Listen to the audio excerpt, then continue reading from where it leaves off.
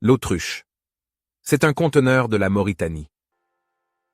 De mémoire d'homme, on n'a jamais vu d'autruche à Fondé, le village de Moussa.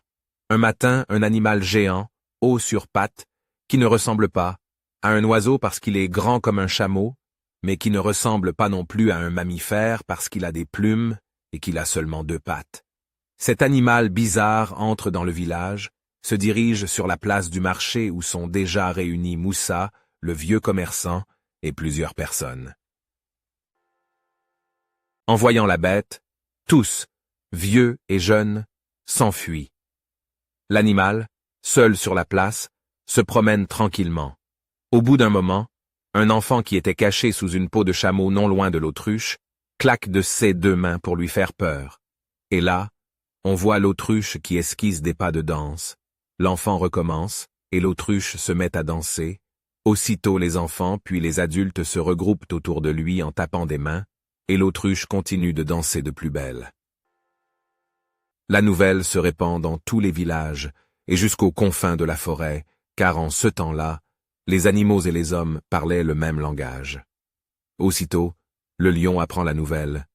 Justement, cela coïncide avec la naissance de son fils, un beau petit lionceau. Le lion invite tout le monde à une grande fête, l'autruche et tous les grands danseurs du pays.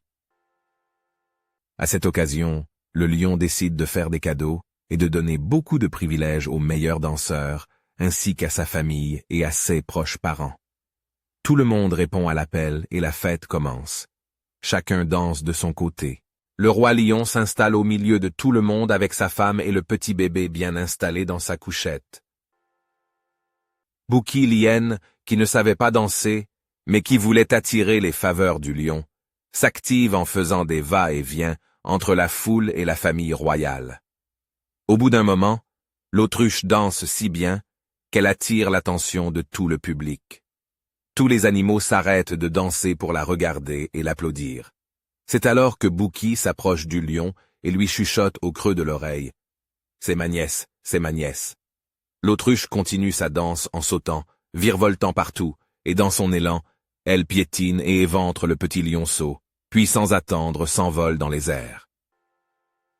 Après avoir constaté le drame, le lion dit à l'assemblée: « Nous allons venger mon fils, car si l'autruche s'est enfuie, son oncle est parmi nous. » Et il désigne Bouki l'hyène. Bouki, les larmes aux yeux, dit: « Ce n'est pas possible, ce n'est pas possible.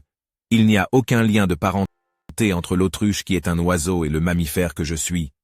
Mon compte est fini, le premier qui respire ira au paradis. » Merci d'avoir regardé cette vidéo, et j'espère que vous en avez bénéficié, et n'oubliez pas de vous abonner à ma chaîne. Merci.